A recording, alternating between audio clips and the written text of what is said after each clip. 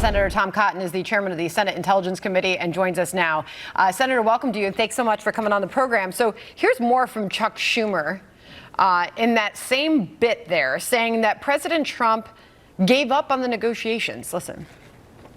In a fit of rage, Trump threw in the towel, sent Republicans home, and was unable to do the basic work of negotiating. Is this the art of the deal? Posture, cajole, stamp your feet, and then give up? But he got nothing. And he walked away with his tail between his legs. Well, that's how Chuck Schumer sees it. How do you see it, Senator? Well, it sounds like Chuck Schumer trying to put lipstick on a pig of his own making.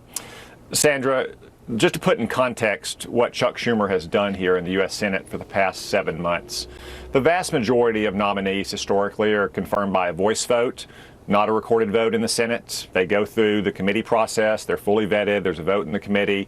That's been deemed appropriate for decades. Most presidents in modern times have had 90 to almost 100% of their nominees confirmed by voice vote. That all stopped in Donald Trump's first term when Democrats did it at a lower than 2/3 rate.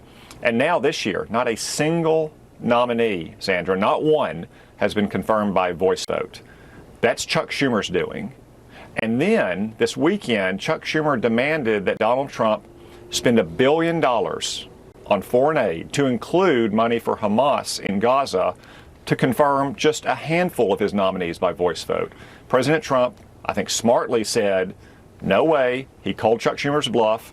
He said, go home to be with your constituents, and when we get back, Sandra, we'll change the rules to eliminate the Democrats' delaying tactics and get the Senate back to its customary practices of promptly confirming the president's nominees, so we can make sure that we're focusing on the people's business. Chuck Schumer is going to learn a lesson here. He's apparently going to have to learn it the hard way. Well, Senator Warren, not even disguising it, this is about blocking Donald Trump and his agenda. Here she is in her own words on the Dem strategy to combat Trump. There's short term, and that is we block what we can block. We, use the moves we've got in the Senate and in the House, and we're doing that. It's limited, but it's not nothing. I mean, you can't help but think, what did the party learn since the last presidential election, Senator?